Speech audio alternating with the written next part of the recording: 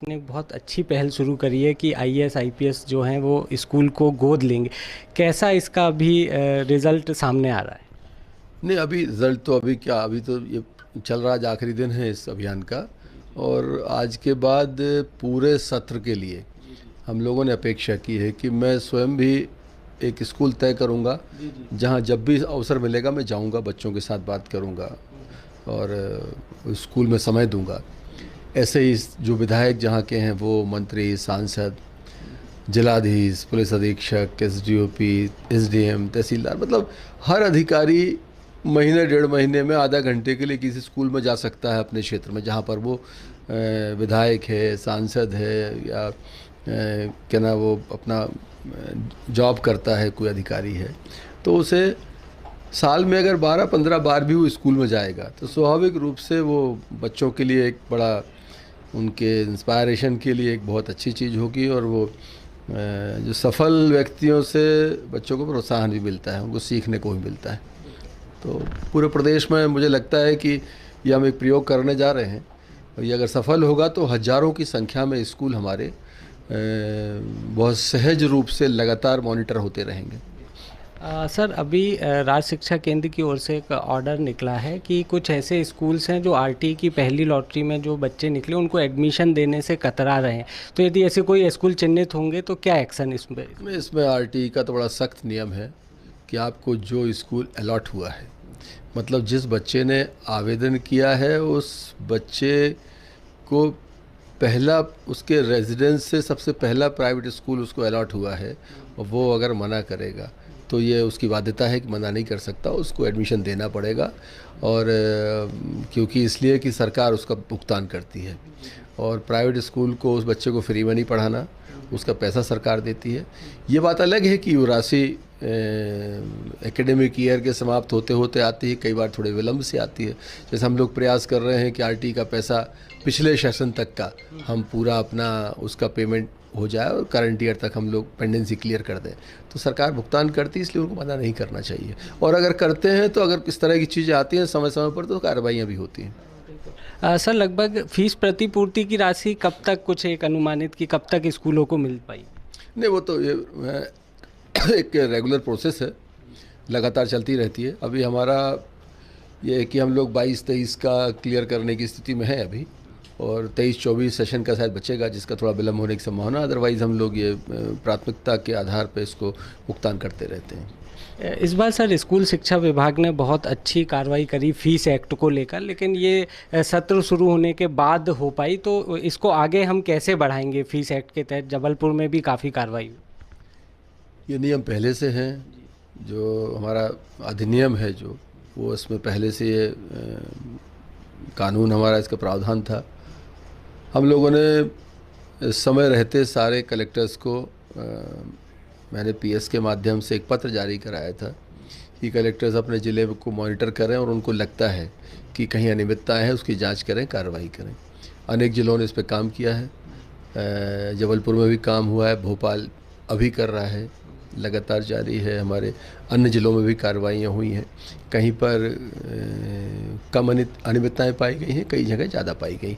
लेकिन इसमें कार्रवाई से कोई नहीं बचेगा। जिसने भी गलती की है स्वाभाविक रूप से उसकी जांच होना चाहिए, उसका निराकरण होना चाहिए। सर, नवनियुक्त शिक्षकों की एक मांग है कि उनको 100% वेतन मिले नियुक्ति के साथ ही। पहले मिलता भी था, सत्ता परिवर्तन के बाद कुछ नियम बदले, तो कहीं कोई आगे पॉलिसी चेंज होने की संभावना है?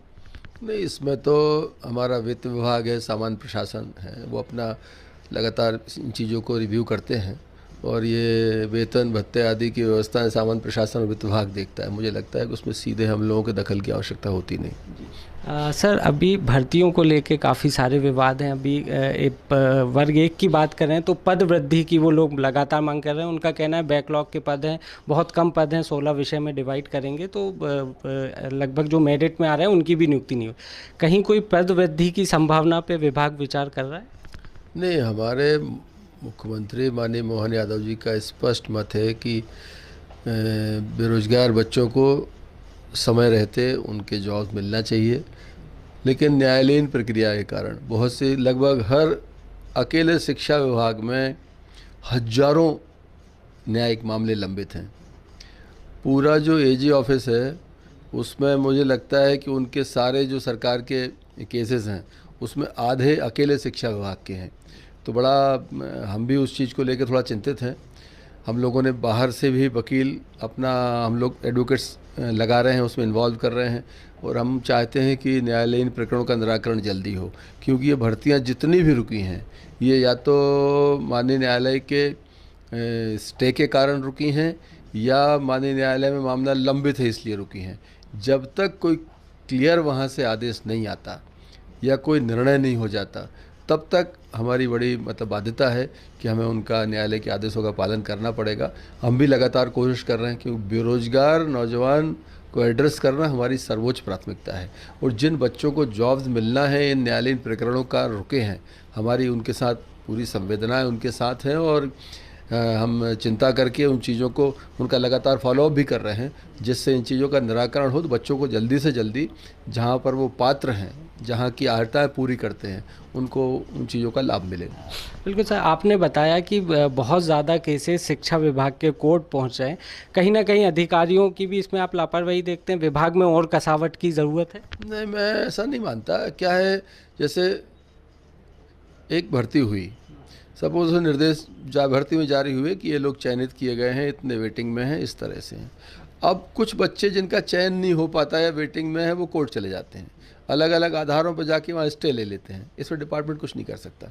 कई बार विपरीत निर्णय हो जाते हैं तब डिपार्टमेंट उसकी अपील करता है, लेकिन हम लोग इस मामले में थोड़ा सा एक बहुत सतर्कता से देख रहे हैं कि अगर बच्चों के हित में कोई निर्णय हुआ है तो हमको अपील में नहीं जाना, या हमारे अपील करने से हमारी शिक्षण व्यवस्था पर विपरीत प्रभाव पड़ रहा है, बेरोजगार नौजवानों पर विपरीत प्रभाव पड़ रहा है तो हम अपील में नहीं जाएंगे। बहुत ही वैध कारण है तभी हमको अपील में जाना है। मामले को लटकाने की प्रवृत्ति से विभाग अपील एंड कोर्ट में नहीं जाएगा और हम तो चाहते हैं माननीय न्यायालय जितना जल्दी निराकरण करेंगे हम उनकी कंप्लायंस भी करेंगे। बिल्कुल। ट्रांसफर्स काफ़ी दिनों से शिक्षकों के रुके हैं, कब से ये प्रोसेस शुरू होने वाली? ये माननीय मुख्यमंत्री जी के और सरकार पर निर्भर करता है। मुझे लगता है कि जब भी मुख्यमंत्री जी इसकी ट्रांसफ़र नीति को तय करके एक बार विभागों को सौंपेंगे तो नीति अनुसार विभाग हमेशा तैयार रहते हैं उन करने के लिए। और हमारी प्राथमिकता भी है कि जो लोग कुछ बीमार लोग हैं, कोई पति पत्नी अलग अलग हैं, सरकारी नौकरी में हैं और अलग अलग हैं, और जो पात्र व्यक्ति हैं जिनको मदद होना चाहिए वो हमारी प्राथमिकता में भी हो। जब भी बेंच खोलेंगे हम उनको प्राथमिकता के आधार पर उनकी पहले मदद करेंगे।